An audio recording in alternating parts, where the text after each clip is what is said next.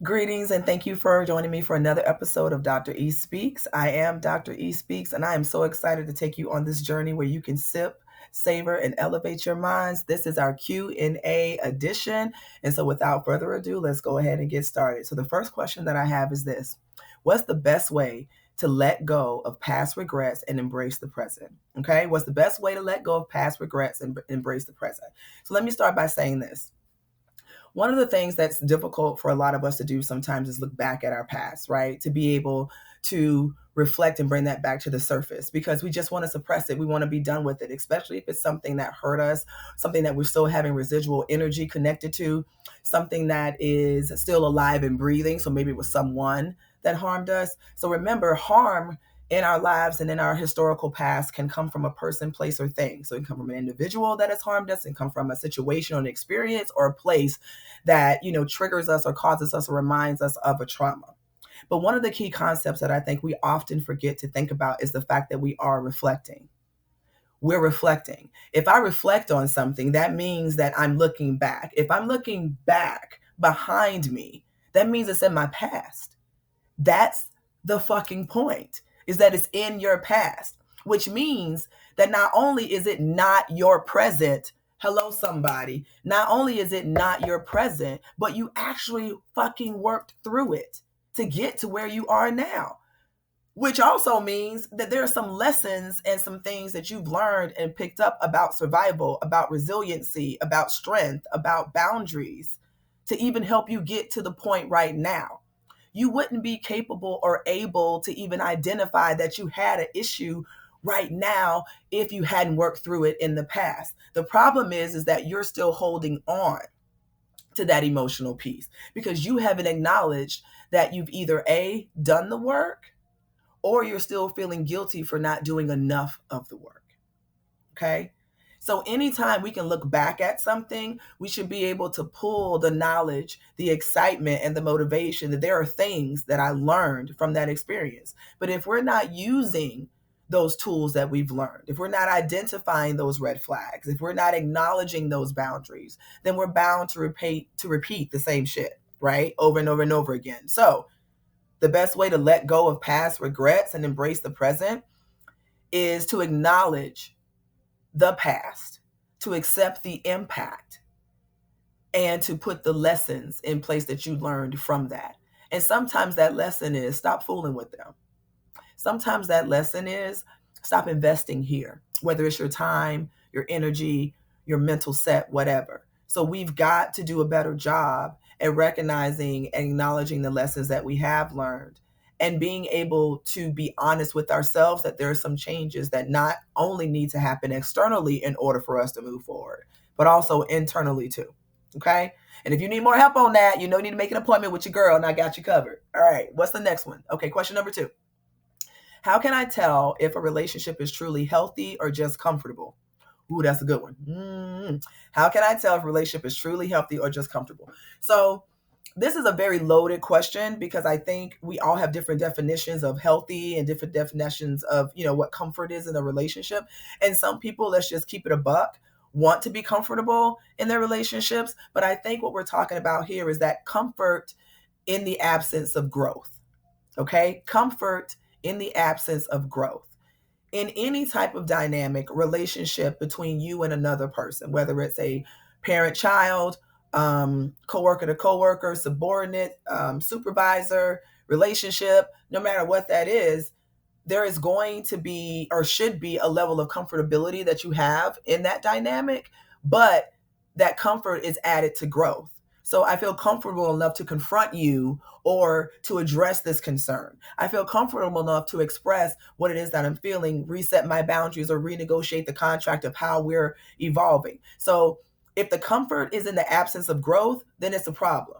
Then that's unhealthy. Because if you're not growing, then what are you doing? You're staying stagnant. And if you're stagnant, what that means is that either you are not bringing anything new and any flavor to the relationship or to the dynamic, but that person isn't bringing any flavor, anything new either. Now, if you don't want to grow and you don't want to be better than you were yesterday, and you're okay with your baseline, then no harm, no foul. But if you want to grow and you want to learn and explore and expand and live your best life to the fullest, whatever that fullest is, right? That growth and expansion doesn't have to be, us being astronauts. That growth and expansion doesn't even have to mean you have to take on a new, ideology where you learn a new thought process or you learn a new technique like cooking or baking. No, it can just be someone adding to your life, just reflection, just purpose, just motivation, joy. So if the relationship is truly healthy, there's going to be growth and forward movement between you and the person that you're with. Now, is that forward movement and growth going to be the same and equal at every turn? Absolutely not. It's not going to be. That's the ebb and flow of a relationship. That's the yin and yang. But with the growth comes challenges, which comes growth, which comes challenges, right? And so if your relationship is not challenging you in a good way, if it's not making you question things for growth and for advancement or for your own just self-knowledge or spiritual edification, then why are you there? So you've got to look at what you require, what you want, not need, because we're past neediness, right? What do you want in this dynamic? What do you require? What is necessary to feed you? And if you know that you're not being fed, nor are you feeling creative to create a recipe, then maybe we need to look at that dynamic of a healthy relationship or not. Okay. All right. Third question. What tips can you offer for avoiding burnout while trying to excel in my career? Okay. Tips for burnout when trying to excel. Take your damn breaks. That's all. Seriously, take your breaks. Take your vacation time. Do not answer the phone when you're on vacation. Do not check your emails. Put that email quote that says, I'm away from the office with no internet access. And I don't care if you're literally in your house on the internet on TikTok. That's your vacation. So I get that we get into the grind and the hustle of growth, right? And we're trying to expand ourselves and we want to ride the wave. But I'm going to tell y'all like this. If you ride the wave with a broken ass surfboard, you're going to drown. Y'all hear what I'm saying? So you want to make sure that you're riding the wave on something that is solidified. That solidification is you. Your mental set, your emotional set is you. So if you know that you're getting full, take a break. What's for you is going to be there for you, regardless. Trust me on that. Okay? You trying to make something happen that's not timely or not appropriate for you, or you're not ready, or there's things that you need to experience or grow or learn, and you try to make that happen, you're going to sabotage yourself and you're going to block your blessings and you're going to end up burning your bridges. So as you're growing and you want to take on new responsibilities, you also want to understand that in taking on the new, I've got to let go of some of the old. I have to trade things out. I can't keep piling on new expectations and then holding on to the old expectations. And none of that equals me having a fucking break or a breather or wrapping myself up in a blanket in fetal position and just staying there for about 24 hours because I need to. Okay? We have to have restorative moments. That is why you are able to excel in your career. That is why you are able to be successful and juggle all the different things that you're juggling every day, because you do take time for self. The reason why you can't catch up with your ideas or it feels like your own motivation is running away from you is because you're not in control of it.